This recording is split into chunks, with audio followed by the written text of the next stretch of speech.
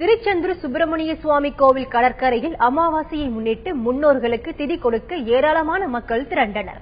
கோவிலின் நடை அதிகாலை 4 மணிக்கு திறக்கப்பட்டு சிறப்பு அபிஷேகங்கள் நடைபெற்றன.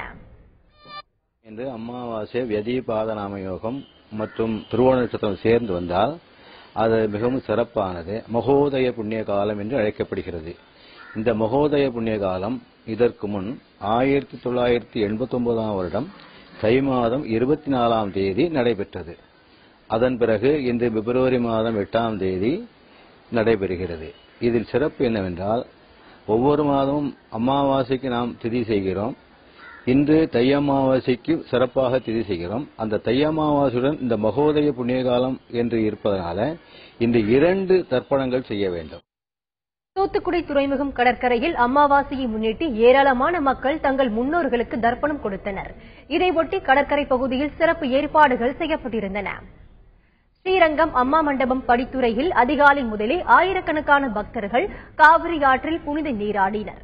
முன்னோர்களுக்கு தர்ப்பணம் கொடுத்தும் வழிபட்டனர். ஆற்றில் பக்தர்கள் குளிப்பதற்கு ஏதுவாக தீயணைப்பு துறையினர் தீவிர கண்காணிப்பு பணியில் ஈடுபட்டனர். மேலும் ஏராளமான போலீசார் பாதுகாப்பு பணியில் ஈடுபட்டிருந்தனர்.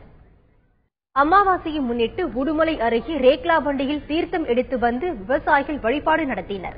திருப்பூர் மாவட்டம் உடுமலையை அடுத்து திருமூர்த்தி மலைப்பகுதியில் உள்ள அமனலிங்கேஸ்வரர் கோவிலில் ஆடி அமாவாசையை முன்னிட்டு சிறப்பு பூஜைகள் நடைபெற்றன. மேலும் விவசாயம் செழிக்க ரேக்லா வண்டிகளில் தீர்த்தம் எடுத்து வந்து விவசாயிகள் வழிபாடு நடத்தினர். மேலும் மாட்டு வண்டிகளையும் குதிரை வண்டிகளையும் ஓட்டி சென்ற விவசாயிகள் சிறப்பு பூஜைகளில் கலந்து கொண்டனர். இதனால் திருமூர்த்தி மலைப்பகுதி வண்ணமயமாக காட்சியளித்தது.